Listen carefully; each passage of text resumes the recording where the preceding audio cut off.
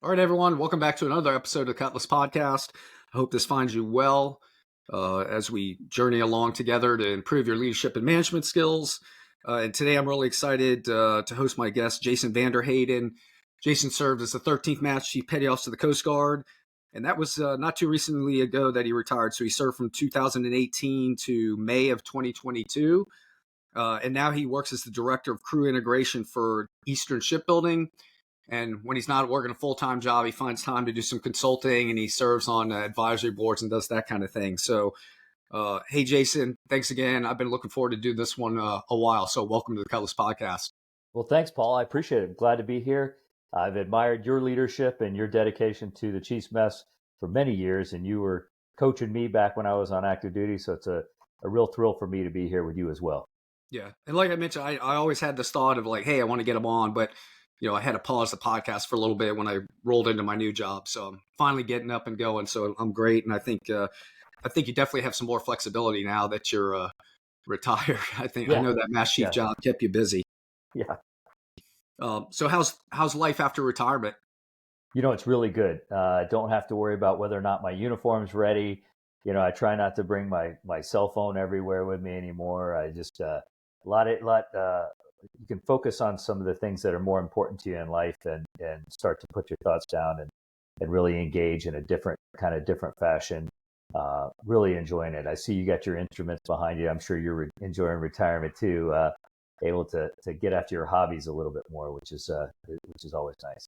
Yeah, it's amazing how the time. I mean, I'm still busy, probably busier than I expected to be, but that's all right. It's doing rewarding stuff, and I think that's kind of, as long as you have that, you can stay passionate, right? That's right. So let's before we get into the topic, which is really, I asked you to talk about your leadership lessons learned. You served a lot of time. It was over 30 years, correct? 34. 34. So there's a lot of learning over a 34-year career from what we would call the deck plate level all the way up to the highest levels of the Coast Guard and the Department of Defense. So I wanted you to take a few minutes because I don't think I've done that before with a guest. I've had Master Chief Petty Officers in the Navy on before, but explain to people what the role is, who you talk to. I mean, it's not just like, hey, I go in, I jump on, the commandant's desk and tell him what we need to do. This is a very complicated position with a lot of influence and sometimes some organizational barriers. So if you could just give an oversight on what the job's about. Yeah, thanks. So, really very blessed to have been able to serve. As you move up in the Navy or in the Coast Guard, your sphere of influence grows, which is exciting. It means that you are able to leverage your experience, your knowledge, and your wisdom to help others. And that's what we want as a chief mess and as a chief. That's all you really want to do is to serve others and help others. That's the true meaning of greatness, is how many people you get to help. So is serving as a Master Chief Officer of the Coast Guard, you have the opportunity really to help everybody in the Coast Guard and even some retirees and everybody, families, everybody affected that's in your sphere of influence, which is a lot. So the good thing is when you move up, when you're a chief and you're kind of advising a lieutenant commander or a lieutenant or whatever, they probably need some rudder, they need a little direction, they need your advice. But when you're working for a 4-star, they didn't get there yesterday, so they oftentimes, if you're standing on their desk, something is probably wrong. There's something probably way wrong. So you don't. Fortunately, I never really had to do that. I never had to tell the commandant that hey, he was doing something wrong or anything. He's pretty smart. But what you do is you are kind of the connective tissue. So you're listening. You're in a lot of meetings and at a lot of different levels that the commandant can't be in. So a lot of times the commandant looked at me and said, I'm looking at these different courses of action that are being presented to me, and it feels like I don't love any of them. Can you kind of tell me how we got here? And I can tell him, well, at this level of a meeting, we this was discussed and this was the best idea here. So you get to kind of you get to tell the commandant kind of how we got to where we got to, and then let the commandant decide what the best course of action is. And then once the decisions are made or look like they're going to be made, you can tell the commandant, this is the second and third order effects on the workforce that I'm not sure people are taking into consideration. Or, you can tell them, hey, this is going to be 80% positive, but I think about 20% of the workforce is not going to love this. And this is why. And then after the decision's made, we implement the policy. You travel around and talk to people about the decisions and about the policy changes and understand, what the effects are, the good, the bad, and the ugly of everything going on with the workforce, and then come back and share that with the commandant. So it colors the decision making of the future. So it's just a very, very rewarding job, and you really get to go around, and then you can also explain why. So that was, I think, the biggest thing. You go into chief's calls, and they're like, why are we doing this? What was the thought process? And then you can explain the reasoning and the thought process behind things. Or if something's not being done, you can explain why something's not being done. So you get to be kind of the answer person. You get to go around and kind of tell everybody, what's going on and why things are happening, and then understand what the cause and effect are of that, and then advise the commandant. So, I loved it. It was, we had, the Department of Homeland Security had a lapse in appropriations. So, right out of the gate, we're dealing with folks that, are missing some paycheck, their paychecks are in jeopardy. We actually missed one payday. And then we had, we had the election, and then we had a lot of social justice things that were going on. And then we had the pandemic, and a record hurricane season, wildfires out in the West Coast. I mean, there was a lot of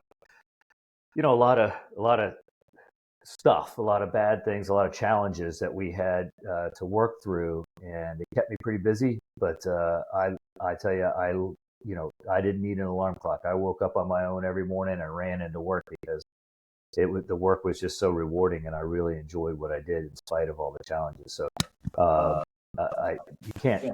There's nothing compares to that. You being a fleet force master chief, you kind of know that your sphere of influence was huge, and that's just the bigger your sphere of influence is, the more people you can help, the more exciting, the more rewarding the job is.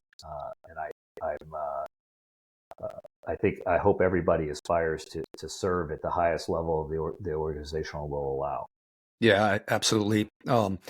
And I definitely want to interview some others too, former MCPON, because I think it's a kind of cool perspective. People don't fully get it. It has evolved over time. Yes. But it comes with some frustrations as well. And it comes with some, things you don't expect, right? Like when you get up there and you got, there's Congress that's in the mix. Yes. And there's a secretary for you guys, Homeland Defense, and his undersecretaries and staff. Like, this just isn't the military, right? The military is run by civilians. So there's a huge civilian piece that you got to get into. But so great stuff for another time. I appreciate that overview. So let's talk about these leadership lessons learned. So a lot of time, I know you probably learned a ton more than these.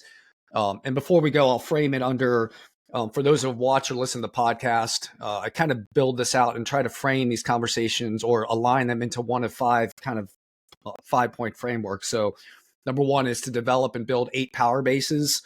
Number 2 is to learn how to wield 10 influence tactics with those power bases. Number 3 is to build and use a strong suite of communication skills. And that's everything from listening to speaking to writing skills. And number 4, being able to understand and apply situational leadership. And we're definitely going to get into that with some of the lessons learned you talked about. And then number 5 is getting feedback through coaching and things like that, and reflecting to improve your leadership performance. So I think 2 big ones here. We're going to definitely talk about power bases and personal power, and also the situational leadership and how it applies. So the first one you sent me is leading yourself is the most important aspect of leadership. If you can't hold yourself to high standards, you can't hold anyone else. So how or why, what inspired this? Lessons learned? Was it a situation, was a book, or a series of situations? So over to you.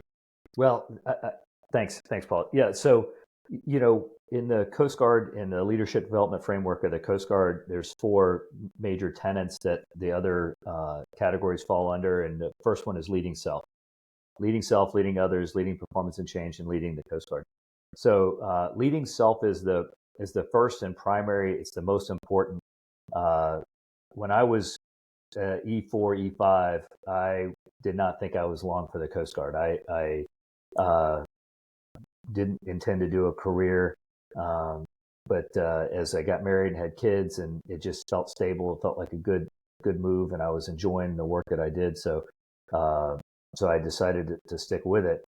I didn't lead myself very well. I did what I needed to do to get the job done. I was, probably pretty average. And then I had the opportunity to work for a master chief. I'll give his name because I love him to death. His name's Mark Schweiger. And Mark was I worked on a river tender, a buoy tender, setting buoys, and he pushed me. He started pushing me. He was the first person to really demand more of me than I was already giving. I wasn't I didn't cause trouble or anything. I didn't have any, behavioral performance issues. I just wasn't really trying that hard. And he started pushing me, and he showed me how important it was to, intrinsically want to do better, not have to, he made it so that, why don't you want to do better? Why don't you feel the need on your own to want to be better? Why am I having to push you? I should not have to tell you to want to be better than you are right now. And I thought, yeah, you're right. That's a good point. So he started, is that the best you can do? Do you feel like you've done your best? Do you feel like you worked as hard as you could have on that? Do you feel, he started challenging me, and I started understanding the importance of nobody should have to tell me to be the best I can possibly be. That should come from inside. And so then I started recognizing that when I did my best, others tried harder. Also I could push them and ask more of them, because I was pushing myself and asking the most of myself. So it is a great way to instill strong leadership in others, is when you demonstrate that on your own, and when you say, hey, I demand the highest of myself, so I would expect you to do the same, and I'm going to expect that of you. And then they start leading themselves, and when they're leading themselves, you don't have to spend as much time on them. So leading others becomes a whole lot easier when you can lead yourself and then set the role model, set the example for them. That's one person you don't have to worry about anymore. Now you can focus your leadership on folks that either have an ability or a willingness issue, and instead of trying to be leading everybody, you set the example, and so now you really just have to get after a few people that need some help.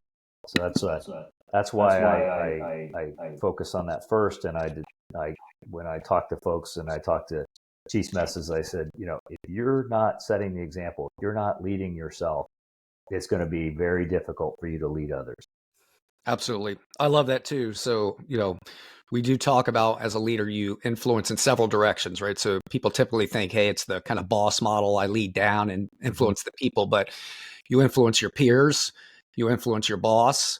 But most importantly, to your point, right? I love how you package that leading self. And if you're doing that, you will inspire people to want to do their best. So Awesome stuff. All right. Number 2, stay hungry for more responsibility, and you will remember to be a role model. I think this ties in a little bit of what you said there. So build up a little bit with an example, if you can. So, when I was on the ship, I could have just done my job. I could have just done the job that I was on the ship to do, my primary billet, my damage control billet, whatever. I could have just done that. But I endeavored to do more. Again, leading myself, trying to push myself to be the best I could possibly be, the best chief, the best petty officer I could possibly be. I took on, a lot of duties. Law enforcement duties, helicopter control, landing signals officer, damage control training team, morale, doing as much as I possibly could. In fact, in some cases, I probably overextended myself, and I had to, I figured out I can't do all this and do a good job at all of it. So you have to figure out what you can do, but uh, always strive for more responsibility. And if you can handle that, more will be given to you. And if you want to be a CMC one day, you can't just be good at your job. Uh, the O6s and flag officers that you'll work for uh, always want to see that you can lead across departments, across divisions. You can lead up and as you just said, you can lead up and down, and that you're constantly striving for more responsibility. One of the things when I was a Master Chief Petty of the Coast Guard, I would get a call from captains and admirals that were going to be hiring command master chiefs, and they would ask me about an individual. Hey, what do you know about this individual? And I would say, they're great. You wouldn't have their name in front of you if they weren't. And they invariably always ask, do they want to be you one day? Do they want to be the Master Chief Petty of the Coast Guard? And if I couldn't answer that question for them, wholeheartedly, I would tell them I don't know. And that was one of the worst things you could say at an interview is, I'm really happy just being the command master chief at X level, because they just that's not what they want to hear. They want to hear, I want to be the Master Chief of the Coast Guard one day, and I see this as a stepping stone to that position. And that's where flag officers and your senior officers, the really successful people in the organization, they're constantly striving for more responsibility. They're not happy with where they're at, and so you should be too. And when it's evident that you're pushing yourself, that you're doing it, people will help you. Successful people attract other successful people, and constantly striving for more responsibility shows that you're not happy. You succeed. You see success as something you still are working towards and still trying to attain. And people love that, and they will constantly. But if you feel like, well, I've arrived, I've made it, I'm good, I'm really happy where I am in the organization, that's where you're going to be. That's where you're going to stay, and you'll be surprised at the people that you attract to that. And it's not the best. You're not getting the best when you announce that you've arrived and you're happy with your status in the organization. Yeah, there's a lot there. Awesome point. So some things I wrote down. So responsibility, you can take on too much too, right? So we see that sometimes. So you got to be balanced too. So don't take responsibilities that you just can't handle, especially when they're management responsibilities and you get into a lot of planning, organizing. Just be careful with that. I've seen people take on too much too. And then can you do one or two things really well, or can you do 10 things half-ass, frankly, right? So you don't want to get into that situation either. Yeah, I've done that. In fact, my wife told me, hey, I would sit on my couch in the morning and say, dang, I do not want to go to work. I got so much to do. I'm behind. This is not good. And then your performance starts to go down a little bit, and you're actually counterproductive. You want to get more. You want to take on more responsibility, but you stretch yourself so thin that you can't be good at it. And then you have to go to the XO and say, XO, sorry, I've taken on too much here. I kind of need to find somebody to relieve me of this or that, so I can really focus on being good at a few things. So yes. And that's why I took a pause on Cutlass Podcast, because I was in that new position, traveling a lot. I was like, this is my primary position. This is my job. This is my major responsibility. So I have to put my 100% focus. And then once I got into that and I learned it and I got efficient with it, we're organized, we're planned. I got people that can help now. Now I'm like, okay, now I found the breathing room. So as you grow into a new position, again, focus on that primary position and then get good at it, get efficient, and then look for these other opportunities. I also wrote down talent management, right? Because that came out, right? So yes, I am investing in you from the strategic perspective. When I see talent, I want to put it where it needs to be used best. So if I see knowledge, skills, abilities in you, people will come looking for those things and develop them in you. And in many cases, you don't even see it in yourself, right? I just think, to your point, I think that's a big thing there is like, don't be surprised, but people are watching. People see stuff in you you don't see. So if you think you've arrived, um, don't be your own worst enemy with that Right. attitude, right? And that's going to lend itself to complacency. Oh, I've arrived, I've got this. When you grow into a new position, you can listen to the episode I did on that. That the skills and the knowledge, the connections you had in that former position are probably not good enough, right? So when you were the Master Chief Petty Officer of the Coast Guard, what you did as a chief on a cutter, those skills weren't going to get it done, right? No. Oh no, you're fully committed. So the other thing too is you have to understand as you move up in the organization. Now, you you're full. I mean, Saturdays, Sundays, nights, weekend. It doesn't matter. You're I when I first got selected to be a command master, it was a region level kind of. I was working for a 2-star and in Seattle, and the admiral who was close to me at the time, he says, "Hey, are you all in?" And I said, "Absolutely, admiral. Of course, I'm all in." He goes, "No, no, no, no. Are you all in? Because you're about to be all in for the Coast Guard." And I said, "Yeah, yeah, of course." And I didn't get it. I did not understand what he meant until I was working weekends, I was working nights, I was in uniform almost every day. And I thought, wow, okay, I went from being a Monday to Friday, every now and then I might have to do something on a weekend, to, all the time. And, but it was rewarding. It's very rewarding. At first, I almost had to catch myself going, man, I remember Admiral Brown saying, "Am I all in?" And sure enough, he was right. But it's like I said, there's no better feeling than being so engaged and making a difference.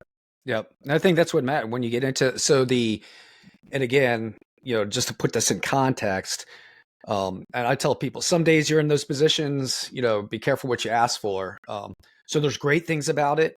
There's a lot of influence there, but there's one of the frustrations is things don't move as quickly, right? So that deck plate level position or that team leader position, I knew every day working like, hey, we got this maintenance done, we trained, you could see that daily direct result. As you move up into those broader organizational roles, again, shaping policy and things, sometimes these things take years. So you've got to be all in and be able to crash at that line over and over again. Oh yeah. And then one other point I wrote, and then we'll go to the next one. So I think it's your perspective as a leader. So you gave your perspective as being developed.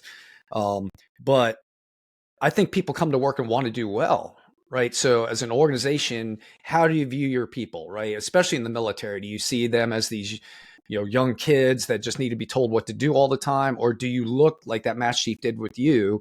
Do you empower them? Do you challenge them? Do you encourage and inspire them? And then do you reward them? And then find these positions. When you see talent, what do you do with it?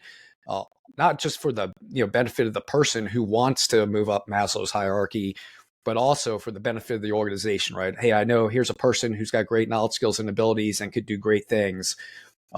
Again, from the leader perspective, think about how you view your people. Yep.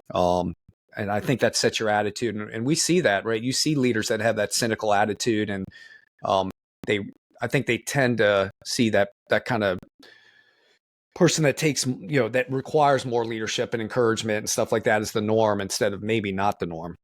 Yeah. All right. So you're a big fan of John Maxwell. Yes. And we'll talk about that at the end, right? Because when I go through the resources you offer, you basically said all John Maxwell books. So I've read a few of those. But his goal, it says John Maxwell leadership goal, don't send your ducks to Eagle School. Yeah. Know your people and help them work to their strengths. So I had not heard that one before. So what's that one about? So John Maxwell he has a book called Leadership Gold, and in there there's a story in there about don't send your ducks to Eagle School. It's deeper than that. He draws an allegory of different animals, and you wouldn't ask a squirrel to do something. You wouldn't ask a cow to, there's certain things you wouldn't ask these animals to do. And, if you're trying to be, and I know equity is a big thing in the organization right now, and equity is equity is good. When you try to treat everybody equal, if you say, I'm going to I'm gonna be agnostic to somebody's strengths, and I'm just gonna they're gonna ask them to do things that I know they're not that good at doing. You're probably not going to achieve a great result, and you're not going to be happy, and they're not going to be happy either. So understanding your people's strengths and making sure that if you asked if you ask the eagle to land on a pond and paddle around, they're not going to do a very good job. And if you ask a duck to fly and try to be a bird of prey, they're not going to do a very good job of that either. But they are both good at what they do. And so, that was the thing that I think I started. It goes along with something else I sent you too, which is, make sure that when you that your people, in that what they're good at, what's going to make them happy doing, and then don't make them bend to your leadership style. Make sure that you understand them, and that you're not just saying, "Hey, too bad, you have to do do what I tell you to do, and don't question or anything like that." Let them ask questions. You don't like to have your authority questioned, but asking questions there's nothing wrong with that. And then understanding your people will make you successful, and it will make them successful. And if you make sure and it doesn't mean just letting people do whatever they only want to do. That obviously we can't do that.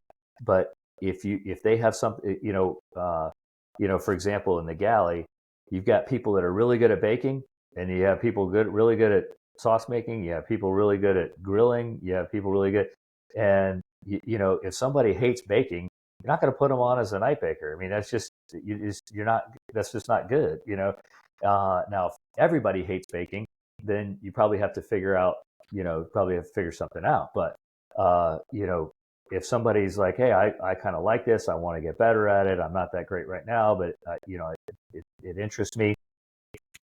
Set them up, let them do it. But they have to be willing to come to you to tell you that. That's the other thing too, is you either have to ask them, or you have to have a relationship with them where they're willing to come and tell you. And the way they're going to come and tell you is that they know you care, is they know you're going to do something about it. If they said, hey, Chief, I really like doing this, and that's nice. Everybody's going to get a chance to do that. Don't think that I'm just going to put you in. Then they're like, well, it doesn't matter what I like. The chief doesn't really care what I like. They don't really care if I'm doing what I want to do. I guess everybody's going to have to take a turn. That's probably not the best leadership style, in my opinion. And you'll get a lot more out of you'll get a higher quality product, a lot better result. You'll be happier. You'll be able to you're not spending your time trying to lead everybody. You're letting people work to their strengths, and it's just going to make your whole division, your whole department look better. But again, you have to know what that is, and you either have to ask them, or they have to feel comfortable to come tell you. And the only way they'll do that is if they know that you're going to act on it. I can remember being a petty officer and saying, hey, I want to do law enforcement. I want to get trained up to do law enforcement. And that's nice. Go back to work. And I thought, well, I'm not going to tell them anything I like to do, because they don't care. So when we talk about retention in the military right now, we talk about, recruiting and retention. A good way to help recruiting is to retain the folks you got. The way you retain the folks you have is by helping them work to their strengths. And that's the chief's job, in my opinion. That's the chief's job, is just to get to know their people and to make sure they're people. It's not just making sure that they have the work life that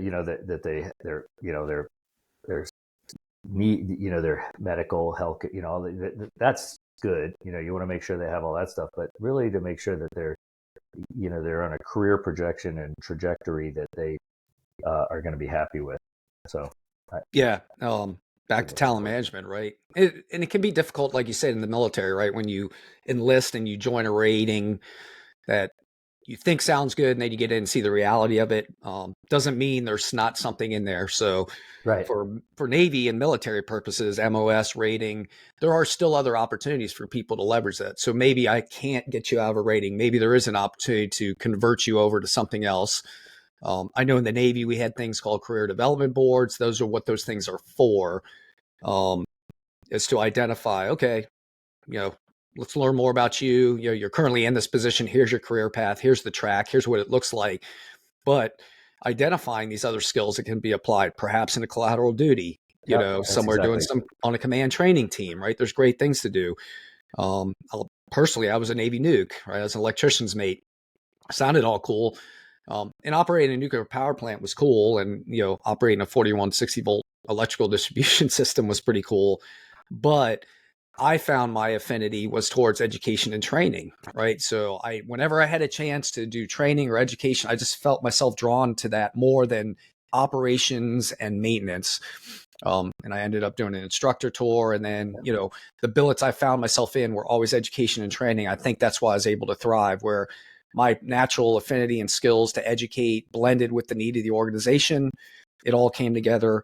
So it works. So again, back to that and taking time with your people to figure out, and we're not saying an eagle is better than a duck, right? They each have their strengths and No, no, weaknesses, but no. how you Yeah, apply them, just taking some time to learn your people. So I think that, again, don't just be dismissive and this is how it is. And that old military mindset, I think that philosophy should be changing by now, right? right.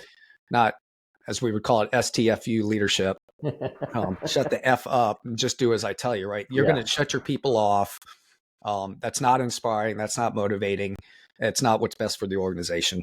So, um, all right, let's jump up. Make sure people always want more of you, not less. If you Yes. don't know if they want more of you, you should. So how do you know or find out if they want more of you? Well, you can ask, but that's probably not going to be all that accurate, especially if they're afraid of you. But the self-awareness is critical to good leadership. You have to know you have to know what your strengths are. You have to understand yourself, and if you walk up and there's a group of people there, and within 30 seconds or so, people start walking away. Yeah, I want to ask yourself, I wonder why that is. If you know, if you just need to know whether or not people, and the other thing too is don't talk to you, just don't just make people wanting more of you. Oh gosh, I hope the chief comes back around, or gosh, I really want to go talk to the chief about something, or if you find that people are coming to you and asking you questions and talking to you and getting your advice, they probably want more of you. If you feel like you're constantly having to give people advice and you're constantly having to tell people what you think they need to hear, they may want less of you. Uh, and that's just something you have to know about yourself. And uh, I said this at it was my retirement remarks. I didn't want to wasn't trying to make it about me. I was trying to make it about a few lessons that I learned. And uh, you know if you don't know, I'm not gonna name. I worked with a chief who I chewed my arm off to get away from every chance I could, just because I wanted to be around that person as little as possible.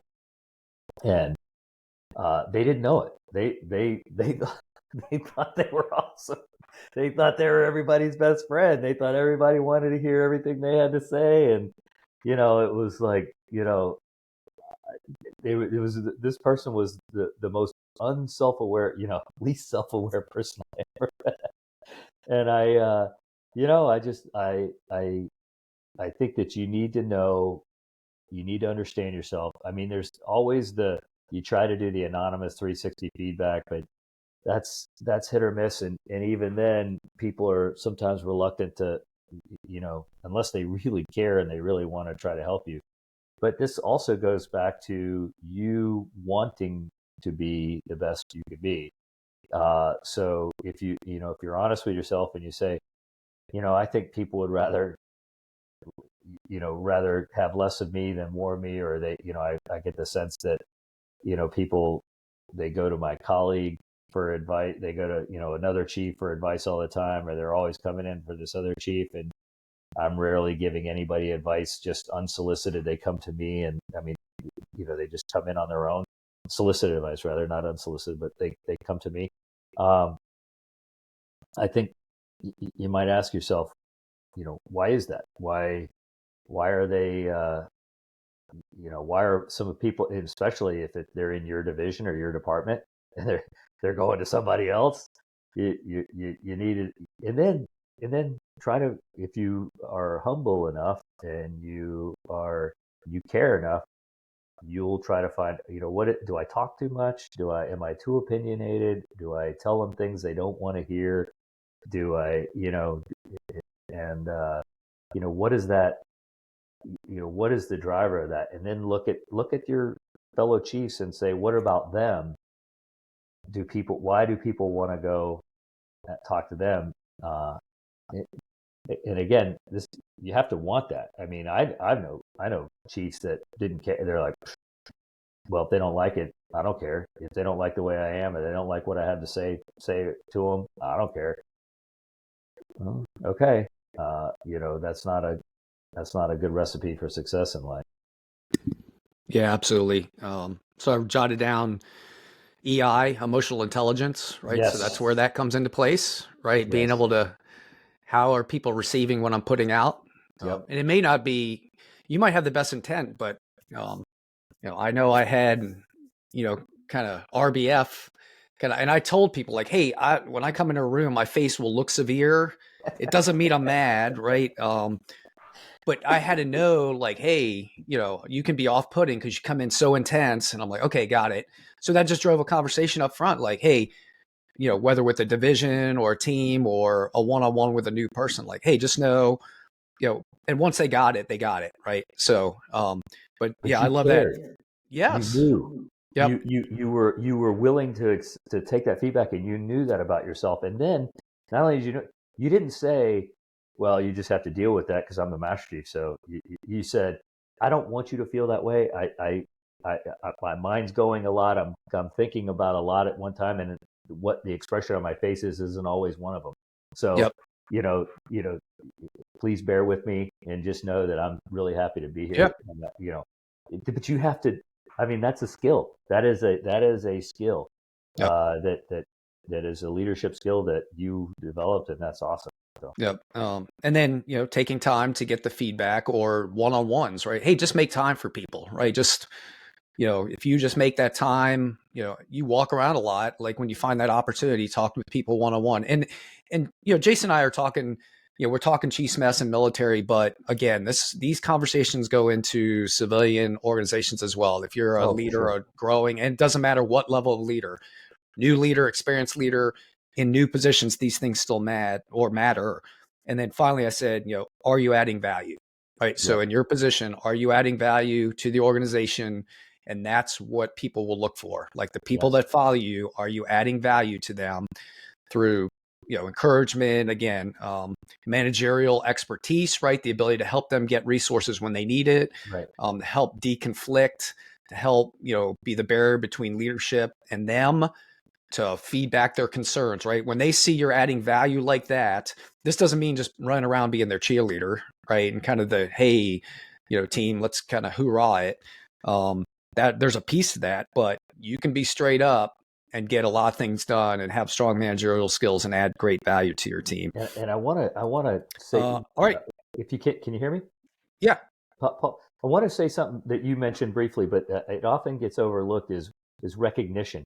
One of the things a leader does is recognize their people. And a lot of times that is we get busy, we get overcome by events, we get, things happen, and we forget to do the recognition. And that's one of the biggest things you can do to make people want more of you, is to work on recognizing your people. Work on, they will want more of you if they know you're going to recognize the good work that they're doing. And if you fail to recognize them, they will not. You'll have trouble getting them to give the same level of effort in the future.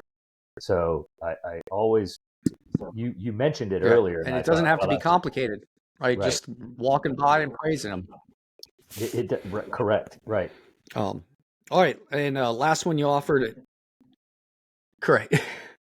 Always seek first to understand, then be understood.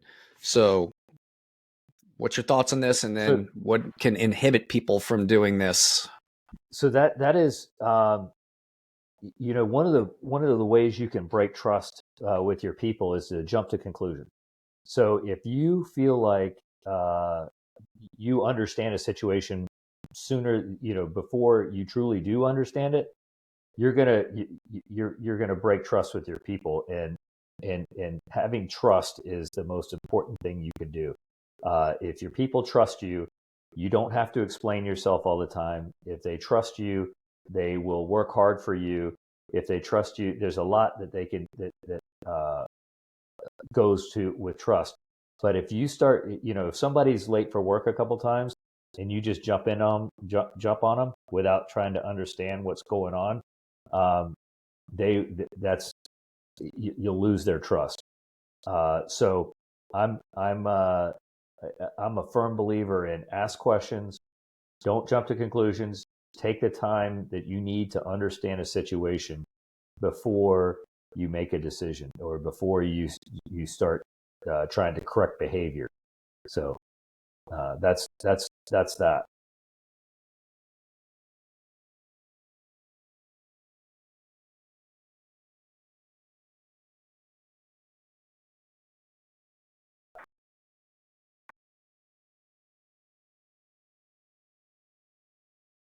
I hate to break the chi of the podcast, but I lost the audio. Yeah, I don't think you.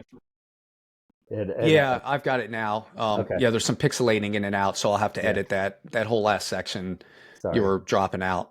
Yeah, my Um, computer's telling me that all right. that So, all right, final thoughts and the kind of things you would recommend to people. okay. So first off, thanks for writing the Chief Petmaster Guide. I love that. I use that frequently when I was a Master Chief Petmaster of the Coast Guard. It doesn't apply just to chiefs; it applies to all leaders. I leadership is critically important to the success of the military, to the success of any organization. And if you understand yourself, if you're self-aware, if you lead yourself, and if you can role model behavior for others, you will your leadership life will be so much easier, and people will love you. There's not much more rewarding than having somebody call you back 5 years later and say, "Hey, I just want to tell you how successful I've been, and I attribute that to your leadership, to your role model." Because at the end of the day, leadership is really about being a role model. It's about getting others to do what you need them to do, without really having to because they want to do it. And to do that, if you really need to role model that behavior, you need to understand yourself. You need to make sure that you're the type of leader that other people want to be, and everything else will come easy after that. Your technical proficiency, your intelligence and knowledge, all that is secondary to your attitude, to the way you treat others, and to your ability to demonstrate the behavior that you're looking for in others. That if you can get that right, everything else will work itself out. Somebody will be smart. Somebody will always be more intelligent than you. They'll always be more technically proficient. They'll always be, more, policy smart. But when it comes down to leading others into being successful, it's about attitude. It's about personality. It's about, having self-discipline, and you know role modeling the behavior that you're looking for in others. Over. Awesome. I think that's a great way to wrap it up. You've offered a ton, and I appreciate it. I think that's a lot for our audience to think about, digest, and hopefully take and apply to make their leadership skills and management skills better. So, Jason, thanks again for taking some time to join me. Oh, thank you. Thanks, Paul. Oh, thank you. Thanks, Paul.